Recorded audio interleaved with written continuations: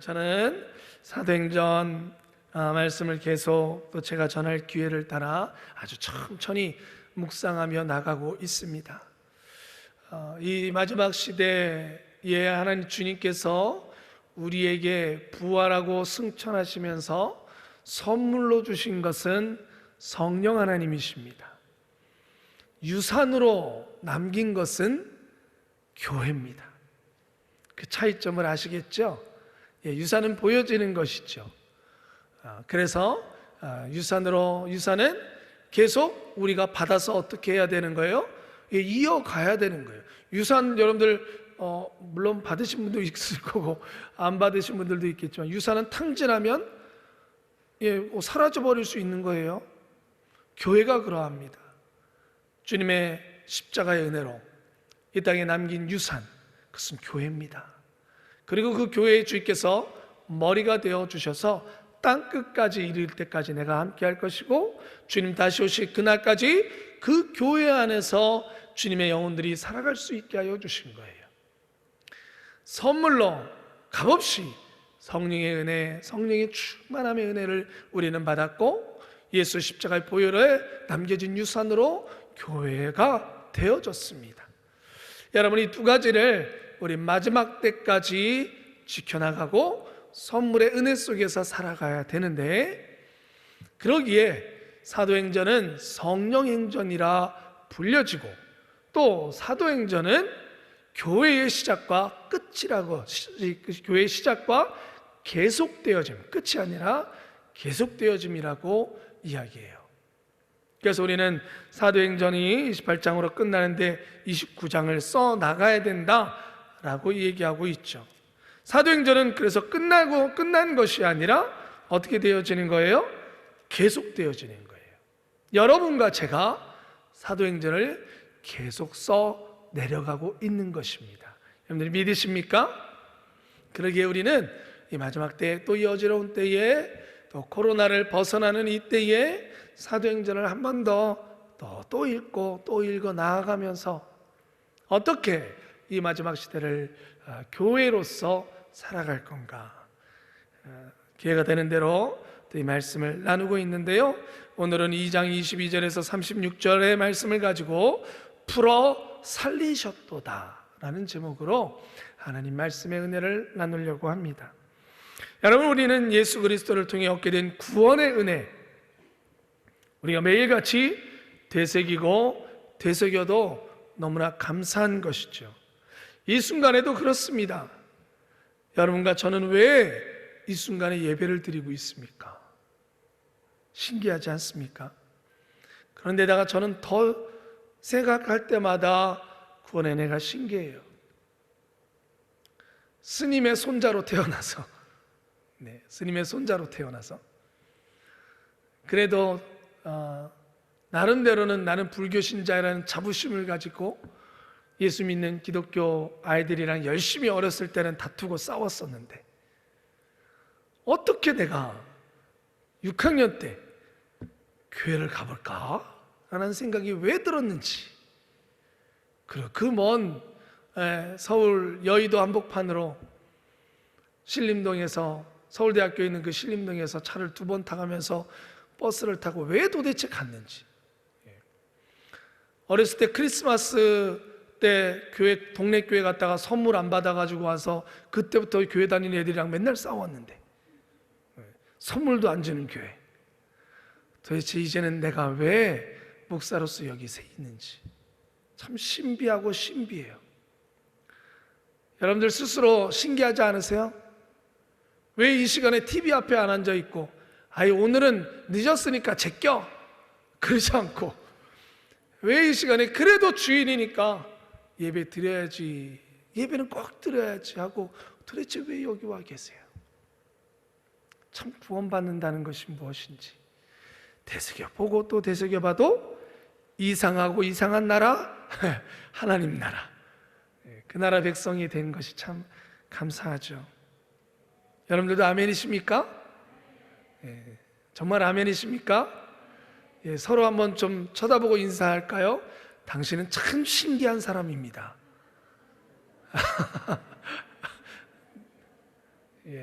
참 신비한 사람들이에요. 여러분, 베드로는 자신이 심지어 부활하신 예수님을 만난 뒤에도 자신이 예수님을 만났다라는 것과 예수 그리스도를 통하여 거듭난 삶을 살게 되어진 중생의 은혜를 입었다라는 것조차도 깨닫지 못하고 살았는데, 성의 충만함을 입고 나니까 이 모든 것들이 이해되어진 거예요. 믿어지기 시작한 거예요. 그리고 그 믿음이 그의 입술을 가만둘 수가 없었던 거예요. 유월절을 기념하여 모였던 디오스파라의 수많은 유대인들과 그것을 구경하러 모였던 외국인들 사람들 앞에, 그리고 심지어 방언하며 기도하는 자신들의 말들, 그 입술에서 나오는 스스로의 말들이 다른 나라 말이었으나 거기에서 나오는 말은 자기들은 알지 못하나 그 입술에서 나오는 말을 듣고 있는 사람들은 하나님의 놀라운 구원의 계획들을 듣고 있음에 그들 스스로가 신비로웠던 거예요. 그리고 몰려들었던 그 사람들에게 성령님은 베드로를 통하여 담대하게 다시 한번 하나님의 놀라우신 구원의 계획을 전파하게 하셨습니다. 할렐루야. 그 구원의 소식, 예수 그리스도로 모아지는 그 구원의 놀라운 소식, 구약의 성경이 말하고 있고 인류의 역사가 말하고 있는 인류의 모든 역사는 오직 예수 그리스도를 향하여 정점에 이르렀다는 것을 베드로는 담대히 전하고 있습니다. 그러면서 이렇게 얘기하죠. 그가 하나님께서 정하신 뜻과, 여기서 그는 누구세요? 예수 그리스도죠. 예수 그리스도는 하나님께서 정하신 뜻과 미리 아신 대로 내준 바 되었거늘. 어디로? 죽음이라는 것에 내준 바 되었거늘. 너희가 법 없는 자들의 손을 빌어 못 박아 죽였으나, 법 없이 죽였다는 거예요. 공정한 죽음이 아니라는 거예요. 그 죽음을 당할 이유가 없었다라는 거예요. 그러니까 예수 그리스도의 죽음은 죄인의 죽음이 아니라 의인의 죽음이었다라는 거예요. 하나님께서 그를, 예수 그리스도를 사망의 고통에서 풀어 살리셨으니, 할렐루야. 여러분들 믿으십니까? 믿으십니까? 이는 그가 사망에 매여 있을 수 없었습니다. 여러분, 이 놀라운 복음을 베드로는 담대히 고백합니다. 선포합니다. 여러분과 저도 이 선포자가 되어지기를, 이 구원의 복음을 선포하는 사람이 되기를 주님의 이름으로 축원합니다. 그러길 원하시면 아멘 합시다. 아멘, 아멘. 여러분, 이 말씀의 의미가 도대체 무엇일까요? 왜 베드로는 수많은 성경의 이야기 중에 거기에 모여있는 수많은 사람들에게 이 예수 그리스도 죽음과 다시 부활하여 살리심에 대하여 선포하는 것일까요? 오늘 그 말씀의 의미를 나눠볼 거예요. 우리 인천 순복음 교인들뿐만 아니라 우리 순복음 성도님들은 오산리 기도원을 모르시는 분들은 없을 것 같아요. 이제는 뭐 최자실 기념 금식 기도원 이렇게 또 이야기도 하는데, 흔히 좀 연세 있으신 분들은 그냥 오산리 기도원 그러면 탁 이제 알아들으시죠. 오산리 저 경기도 북쪽에 기도원이 있습니다. 인천 여의도 순복음교회가 만들어 놓은 기도원이 있어요. 근데 거기에는 기도원 말고 하나가 더 있어요. 뭐가 있냐면 무덤이 모여 있는 곳이 있습니다. 기도원 바로 앞에 있습니다. 거의 작은 동산에 정말 많은 무덤이 있습니다. 우리가 아는 것처럼 이제 일주기가 되어졌는데요, 우리가 또 사랑하고 존경했던 조영규 목사님도 거기에 안치되어 모셔져 있습니다. 저는 조영규 목사님의 그 무덤을 가서 뵙고 깜짝 놀랐습니다. 처음에 참 저는 묘소들이 있는 곳 정중앙에 널찍하게 모실 줄 알았어요. 우리 가보신 분들은 아시겠지만 아니에요. 분묘도 크지도 않고요. 똑같아요. 그냥 우리 성도님들이 묻혀졌던 그곳 구석에 한 구석에, 그것도 정중앙도 아니고요, 분묘도 이렇게 큰 것도 아니고요, 그냥 똑같아요. 그래서 제가 그것을 가서 뵈면서 거기서 또 한 번 참 많은 감동과 많은 은혜를 받고 돌아왔었어요. 그런데 저는 어렸을 때 수련회를 그 기도원에서 하게 되어지면 학생부 때, 중등부 때, 이제 저는 6학년 때 예수님을 믿었으니까 이제 중등부 때 신입반 때부터 그 기도원을 올라가서, 그럼 아이들이 그 앞에 있는 무덤에 뭘 했냐면 담력 훈련을 했어요. 저는 밤에 거기에 갔다 오재요. 그 무덤이니까 어렸을 때는 그냥 거기가 무서운 곳이었어요. 그냥 무서운 곳. 그리고 지금은 뭐 많이 정비됐지만 그때는 기도원 주변은 온통 논밭이었어요. 그런데다가 그러니까 야, 너 저기 무덤 갔다 오기 한밤중에 애들이 그냥 공포의 대상, 무서운 대상이었었어요. 그런데 제가 나이가 들어가면서 얼마 전에도 제가 거기를 가야 될 일이 있어서 갔다 오는데 거기를 한 바퀴 이렇게 돌게 되었어요. 그 무덤가를 이렇게, 그 무덤 동산을. 그런데 희한해요. 예전에는 무서워서 안 가. 거기 갔다 오기 가벼워서 지면 막 울고 막 그랬는데 지금은 거기를 산책하듯이 걷게 되어졌어요. 왜 그렇게 됐을까?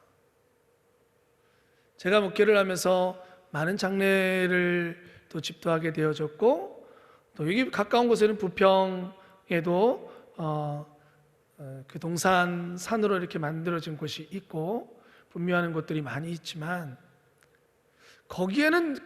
죄송하지만 거기에 가서는 느낄 수 없는 감정이 그곳에는 있어요. 그 차이가 뭘까? 예전엔 느끼지 못했었는데 오산의 기도원에 있는 거기를 가면 온통 거기에 있는 묘소 앞에 있는 그 석비에는 성도라는 이름, 권사, 집사, 그리고 거기에는 성구가 적혀져 있어요. 그리고 거기를 산책하며 거닐 수 있는 이유가 있더라고요. 제가 몰랐던 이유가 제 안에서 들어오기 시작했어요. 거기에는 일반 묘소, 거기에 있는 사람들, 하나님을 모르는 사람들의 무덤은, 그 사람들이 거기에 가 있을 때는 거기는 끝이고, 거기는 공포고, 거기는 알 수 없는 그런 슬픔. 하나님을 모르는 사람들의 가는 그곳은 두려움의 장소지만, 주님의 백성들이 묻혀있는 그 땅은 거기가 끝이 아닌 것을 알기 때문이에요. 거기는 두려움과 슬픔과 아쉬움만이 있는 곳이 아니고, 미래가 없는 것에 대한 막막함이 있는 곳이 아니라, 우리는 그 무덤에 가서 서 있을 때마다 하나님의 백성으로 저 천국에서 쉬고 있다는 것을 알기에, 그것이 끝이 아니라는 것을 알기에 저는 거기를 평안 속에 거닐 수 있게 되어졌습니다. 여러분들은 어떠신가요? 저와 같은 마음일 줄 믿고 있고 알고 있습니다. 맞으시죠? 네, 저와 같기를 저는 또 소망합니다. 거기를 우리가 거닐 수 있는 이유는 인생에 허무함이 있는 것이 아니라 주님을 만나고 주님이 약속하신 삶을 살아가다가 이 땅의 육신의 삶을 다 마치고 하나님 나라로 올라간 하나님 백성의 인생이 거기에 이 땅에서의 삶의 끝이 있고 새로운 시작이 있는 곳이기에 거기는 슬픔이 아니더라고요. 고통만 있는 곳이 아니고 두려움이 있는 곳이 아니더라고요. 성령님이 우리에게 알려주셨어요. 그 자리는 열심히 하나님의 자녀로 살아가다가 그 육신의 삶을 다 산 또 다른 쉼의 장소라는 것을. 하지만 그 생명을 주신, 천국의 생명을 주신 주님을 만나지 못하면 그것은 여전히 두려운 곳이 될 수밖에 없는 것이죠. 유대인들은 나사렛 예수를 십자가에 못 박아 죽였습니다. 그리고 무덤에 가두었습니다. 고통과 두려움과 죽음이라는 것에 그들은 끝을 냈습니다. 하지만 하나님께서는 사망의 고통에서 풀어 살리셨다라고 고백합니다. 여러분, 우리말로 된 고통이라는 단어는 헬라어로 치면 오딘이라는 단어인데 그 단어의 내면 뜻은 사냥꾼의 덫이라는 의미가 있어요. 우리가 알듯이 여러분, 사냥꾼의 덫, 사냥꾼의 올무에 걸린 동물은 스스로 빠져나올 수 있나요? 없나요? 절대로 스스로 빠져나올 수 없습니다. 여러분, 죽음이라는 것을 베드로를 통하여 하나님이 가르쳐 주십니다. 그것은 덫과 같다. 아무도 인생의 어떠한 인생도 자기 스스로가 그 덫을 풀고 사망에서 빠져나올 수 없다라는 것입니다. 누군가 그 덫을 풀어줘야 거기서 나올 수 있어요. 그러나 여러분, 그 누군가 중에 하나가 사냥꾼이면 안 됩니다. 왜 그러겠어요? 사냥꾼은요, 살리기 위해서 푸는 게 아니라 진짜 죽이기 위해서 푸는 거예요. 자기가 고기를 얻거나 가죽을 얻기 위해서 덫을 풀어주되 뭐 하기 위한 거예요? 죽이기 위한 거예요. 진짜 죽이기 위한 거예요. 그러니까 사냥꾼이 풀면 안 됩니다. 그럼 누가 풀어야 돼요? 살리려는 존재가 풀어야 돼요. 사냥꾼의 올무에 걸려있는 짐승에게 자기를 살릴 사람이 찾아와 그 덫을 풀어줘야 사는 것이지, 사냥꾼이 찾아와 그 덫을 풀면 안 됩니다. 베드로는 성경을 통하여 분명히 말씀하고 있습니다. 모든 인간은 덫에 걸린 사람과 같아서, 짐승과 같아서 죽을 수밖에 없는 자리에 서 있으나, 그러나 우리를 살리실 유일한 분, 예수 그리스도가 이 땅에 오셔서 우리를 그 덫 가운데서 살리셨다라고 말씀하고 있는 것입니다. 이것이 얼마나 중요했던지 베드로는 우리가 읽은 오늘 본문 계속해서 반복하며 이 사실을 우리에게 얘기하고 있어요. 32절부터의 말씀은 특별히 시편 16편의 말씀을 인용해서 얘기합니다. 이 예수를 하나님이 살리신지라 우리가 다 이 일의 증인이로다. 또한 시편 110편 1절의 말씀을 가져다가, 왜 여기서 듣고 있는 사람들은 구약의 말씀을 잘 아는 사람들이니까 그 말씀을 가져다가 예수께서 우리를 살리신 것은 그냥 되어진 일이 아니라 이미 하나님께서 예언하여 말씀하시고 계획하신 것이라는 것을 다시 한번 가르쳐 줍니다. 시편 110편 1절에 다윗은 하늘에 올라가지 못하였으니 친히 말하여 이르되 주께서 내 주에게 말씀하시기를 내가 내 원수로 내 발등상이 되게 하기까지 너는 내 우편에 앉아있으라 하셨도다 하였으니, 다윗이 예수 그리스도의 죽음에서의 살아나심에 대하여 예언하였다라고 지금 다시 주석하여 말하고 있는 겁니다. 그만큼 구약에서부터 유대인들이 가장 위대한 왕이요, 그리고 그들이 소망하고 기다리던 메시아, 그 메시아는 다윗의 후손으로 온다라고 얘기했는데, 그 다윗이 직접 누구를 예언했다라는 거예요? 예수 그리스도를 예언하고 있다라는 것입니다. 여러분, 사망의 덫에서 우리를 살리기 위해서 풀어주신 분, 그분이 예수 그리스도인 줄 믿습니다. 요한복음 11장 25절에서 26절은 그래서 예수님 스스로가 이렇게 얘기하셨죠. 나는 부활이요 생명이니 나를 믿는 자는 죽어도 살겠고 무릇 살아서 나를 믿는 자는 영원히 죽지 아니하리니 이것을 내가 뭐하느냐? 믿느냐예요. 오직 한 가지입니다. 믿느냐. 너가 예수 그리스도께서 내가 너를 죽음의 덫에서 살릴 것을 너는 믿느냐? 그렇다면 그 믿음대로 될 것이다. 할렐루야. 여러분과 저에게 그 믿음이 있음을 감사하시길 바랍니다. 그 믿음이 없이 살았었습니다. 말도 안 돼. 나랑 아무 상관없는 이야기야. 저도 그렇게 살았었습니다. 그런데 너무나 신비한 것은 그것이 믿어지기 시작했다는 겁니다. 그리고 그것이 믿으라고 이제는 전하는 자가 되어졌다는 거예요. 여러분, 이것이 얼마나 놀라운 은혜입니까? 더불어 오늘의 말씀에 놀라운 것은 죄로 말미암아 우리에게 들어온 이 사냥꾼의 덫과 같은 것은 단순히 죽음만 있는 것이 아닙니다. 결국 죽음이라는 것은 무엇입니까? 하나님과 끊어짐입니다. 육신의 죽음이 아니라 진정한 죽음은 하나님과 떨어지는 것입니다. 생명이란 하나님과 함께 살아가는 거예요. 우리가 생명을 얻었다는 것은 이 땅에서뿐만이 아니라 저 하나님의 나라에서까지 영원토록 하나님과 함께 사는 것인 줄 믿습니다. 그러면 진정한 죽음이라는 것은 끊어지는 거예요. 하나님과 끊어지는 거예요. 함께 살 수 없는 거예요. 언제까지? 따라해보세요. 영원토록. 영원토록. 영생이라는 것도 영원이지만 죽음이라는 것도 영원인 것입니다. 영원토록 끊어져서 사는 거예요. 옮겨갈 수가 없습니다. 그런데 여러분, 우리가 그 영원이라는 시간 속에 믿음 하나만으로 생명을 얻게 되어졌으니 얼마나 감사합니까?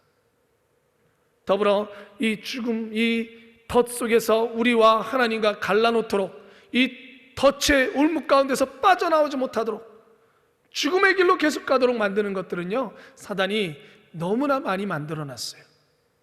계속 우리를 유혹해요. 우리가 살아가는, 이 육신을 입고 살아가는 동안 하나님 나라 가기 전까지 곳곳에 그 사망의 덫들을 깔아놨어요. 밟아라. 너가 이것만 밟으면 하나님과 떨어질 것이다. 얼마나 많은지 몰라요. 예수님께서는 그래서 이 땅에 사는 동안에도 단 한 번의 구원함으로 우리를 끝내신 것이 아니라 주님 하나님 나라 가기까지 이 구원의 삶을 계속 살아갈 수 있도록 그 덫을 파하고 파는 역사를 계속 일으키시는 겁니다. 믿음의 삶이란 그런 것입니다. 예수님과 함께 살아가는 삶이란 그런 것입니다.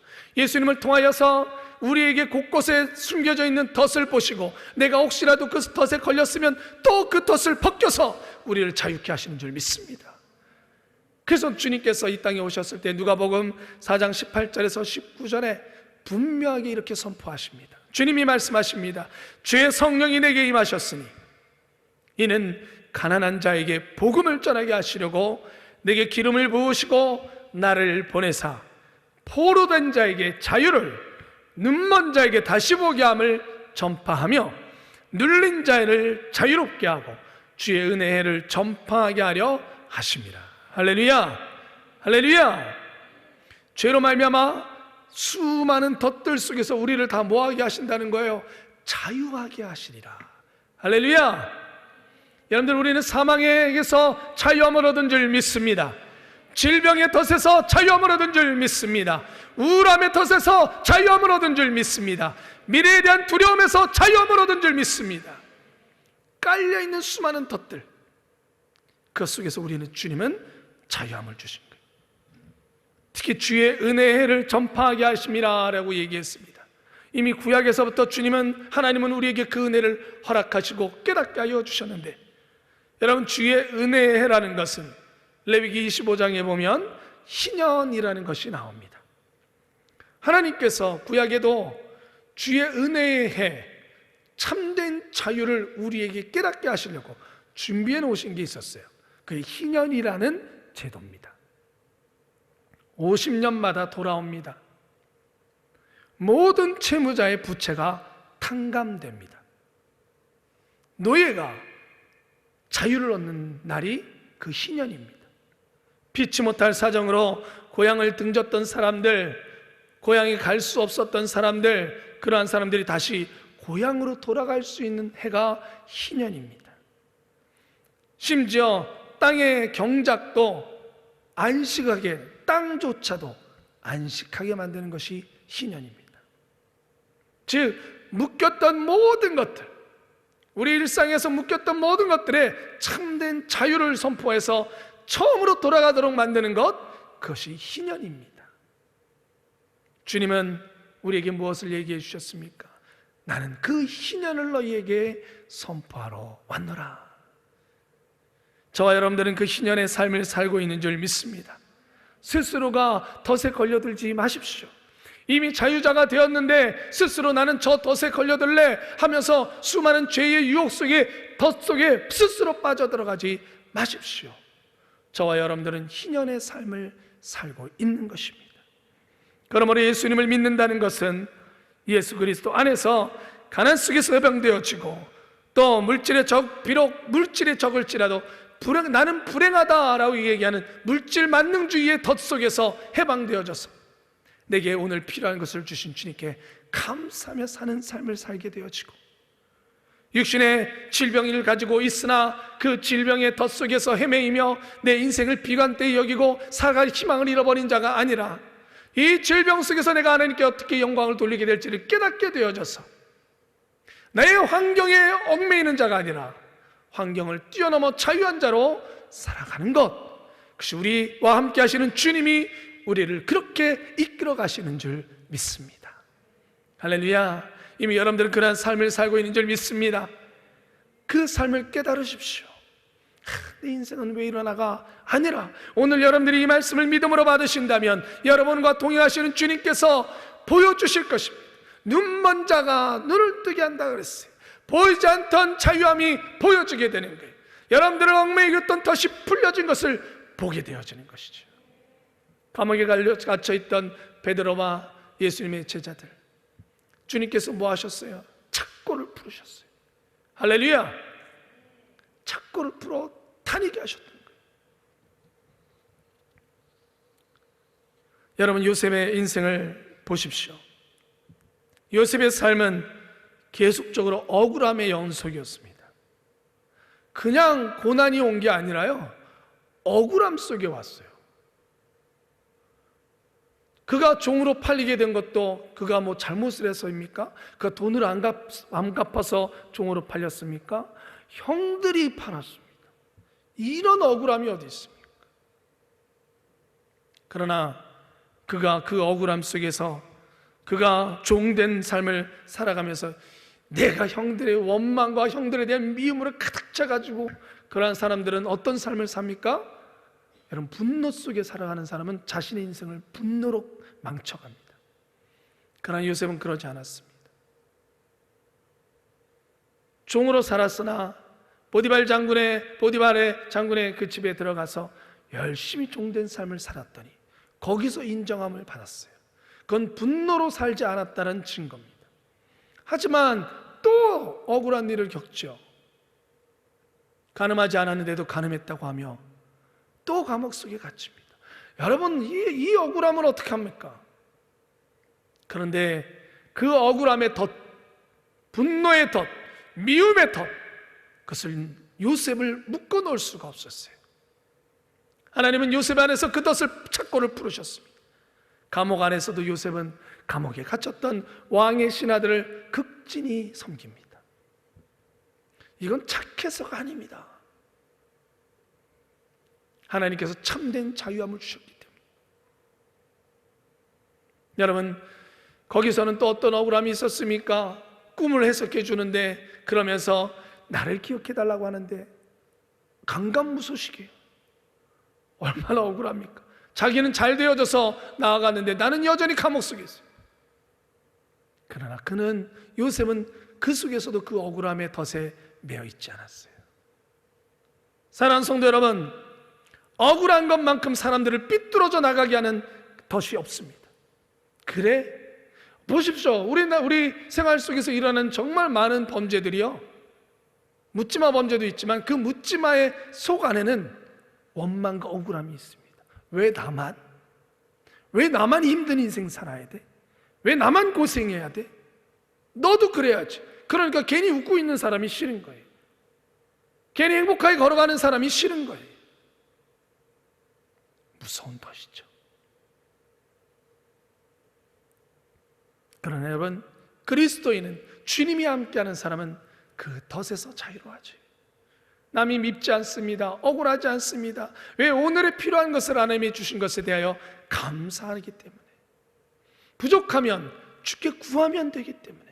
그러면 하나님께서 주실 것이라는 것을, 지금 당장이 아니랄지라도 하나님의 계획 속에 이루어질 것이라는 것을, 주께서 나를 하나님의 전으로 이끌어 나가는 평강의 삶으로 이끌어 가신다는 것을 믿기에 그 덫의 올무에 갇히지 않는 것입니다. 할렐루야!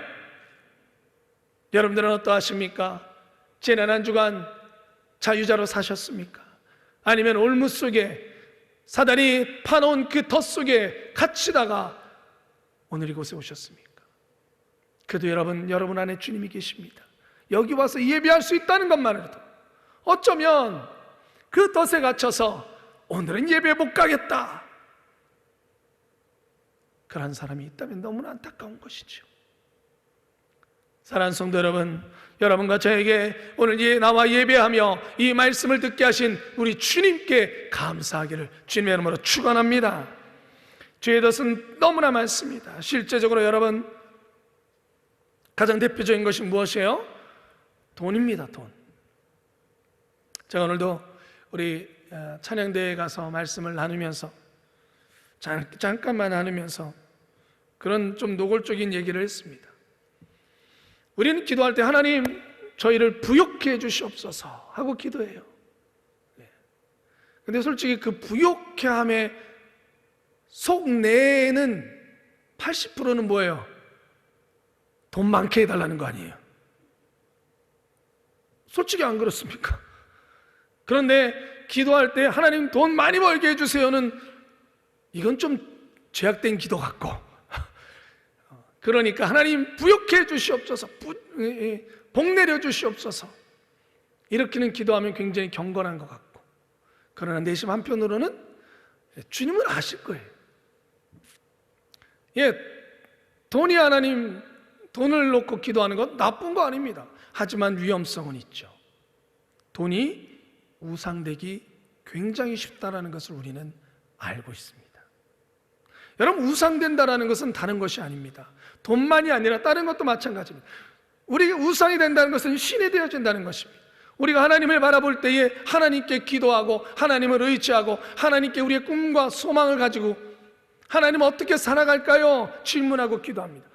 이 모든 것들을 싹 옮겨오면 됩니다. 돈이 내게 우상이라면 싹 옮겨오면 됩니다. 돈이 있으면 소망이 생기고, 돈이 없으면 소망이 사라지고, 돈이 많으면 행복해지고, 돈이 없으면 행복 안 해지고, 하나님을 통하여 얻었던 것들이 싹 옮겨와서 돈에 의하여 그러한 것들이 결정되어지면 돈이 우상인 거예요. 자녀가 우상된다는 건 다른 것 아닙니다. 자녀가 잘 되어지면 행복해요. 자녀가 좀 나빠진 것이 있으면 물론 맞습니다만, 그것이 모든 것을 결정해요. 내 소망도 아들한테 있고 자식한테 있고.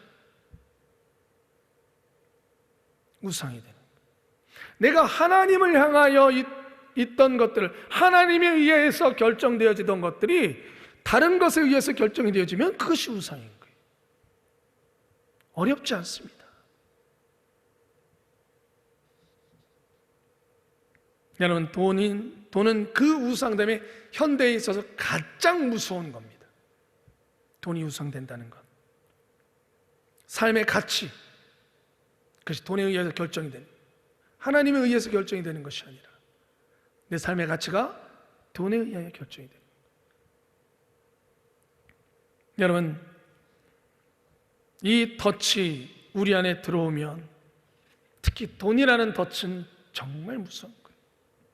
그래서 오늘 성가대와 그렇게 기도하자고 얘기했어요. 돈에 대해서 기도합시다. 그런데 이렇게 기도할 수 있기를 바랍니다. 하나님, 돈이 필요합니다. 일용할 양식을 주시는 것처럼 필요한 돈을 허락해 주옵소서. 그렇게 기도하시면 됩니다. 하나님, 일용할 양식은 정해진 양식이 아니라 필요한 양식입니다. 주님은 그것을 구하라 그러셨습니다. 지금 우리는 양식을 뭘로 구합니까? 돈이 있어야 구합니다. 그때 하나님, 오늘의 우리의 필요한 것들을 위하여 필요한 돈을 허락해 주옵소서. 내일 여러분들에게 필요한 것이 많아집니까? 하나님은 그것을 아십니다. 그리고 예비하여 주십니다. 그렇다면 결국 하나님께서 그것을 할 수 있는 돈을 허락하실 것입니다. 하나님, 남았는데요, 돈이 필요한 것을 채우고, 그럼 나누십시오. 그러면 됩니다. 내일을 위해서 그걸 움켜쥐라고 주님 말씀하지 않으셨습니다. 내일의 양식은 내일 주실 것입니다. 그러니 그것은 나누시면 돼요.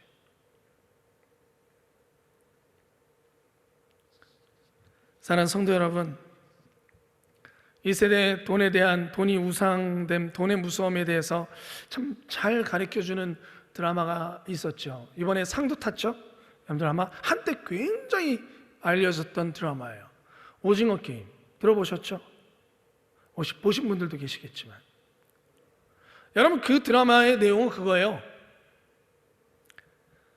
상금이 걸리는데 그 상금을 많이 가져가려면 많은 사람이 죽어야 돼요. 게임을 통해서 저 사람이 죽으면 저 사람이 가지고 있던 상금이 나한테로 와요. 그러니 그 사람은 죽어야지 마지막까지 살아남은 사람이 그 상금을 다 가지는 겁니다. 엄청난 거죠. 그게 게임이에요. 그런데 여러분, 그게 인기를 끌었어요. 어마어마한 인기를 끌었어요. 잔인한 드라마입니다. 어린아이들은 못 봅니다. 저도 그걸 봤습니다. 그런데 보면서, 또 그것을 수많은 현대인들이 그걸 보면서 위대한 드라마라고 상도 주고 그럽니다. 그런데 그 내용 안에서 정작 그거를 보고 돈이 얼마나 무섭고, 그래, 돈은 문제 있어 라고 사람들은 이야기는 합니다. 그리고 돈에 저렇게 매이면 안 돼, 수많은 이야기들이 오고 갑니다. 그러나 정작 세상은 해답을 주나요? 못 줍니다. 많은 이야기들이 나오고 좋은 드라마고 세상의 여러 가지 문제들을 잘 찝었다라고 이야기는 하고 문제를 제기했다고 이야기는 하지만, 그런데 거기까지인 거예요. 답을 못 줘요. 그래서 어떻게 살 것인가에 대한, 왜? 세상엔 답이 없거든요. 그 답은 오직 그 모든 덫에서 자유할 수 있도록 만드시는 분은 예수 그리스도십니다.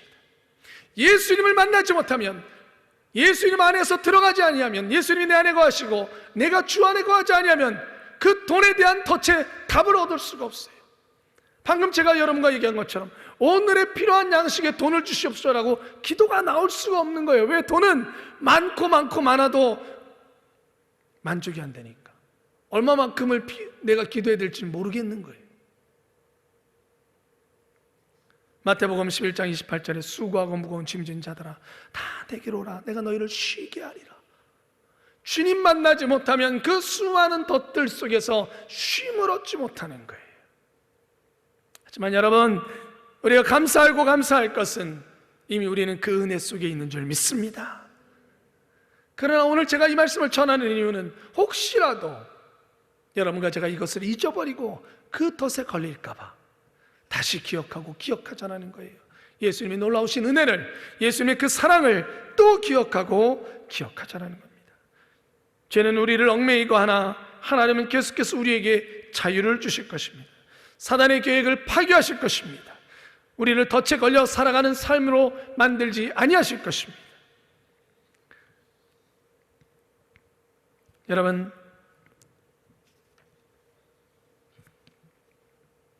모세의 삶 속에서 이스라엘 백성들을 자유케 하기 위해서 무려 80년이 걸렸습니다.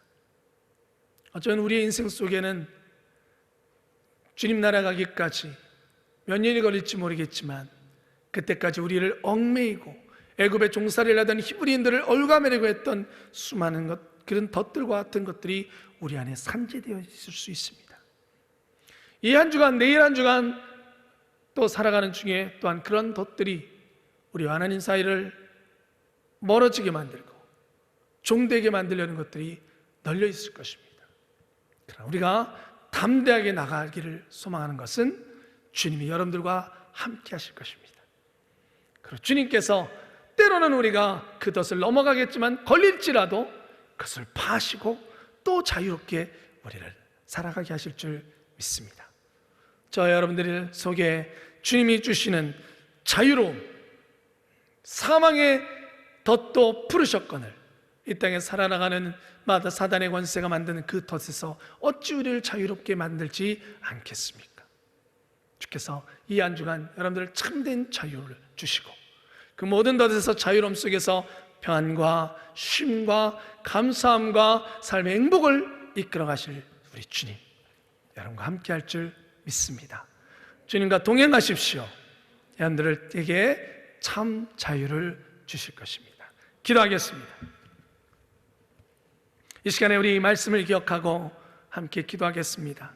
혹시라도 지금 이 자리에 앉아있는 여러분들의 마음속에 덫에 걸려서 힘들게 하는 것들이 있습니까? 오늘 나사렛 예수 그리스도의 이름으로 그 모든 덫에서 풀림을 받게 해달라고 간구하시고 기도하시고 명하십시오. 주께서 여러분들을 자유케 하실 줄 믿습니다. 우리 주님의 이름 세 번 부르고 말씀을 생각하며 기도하겠습니다. 주여, 주여.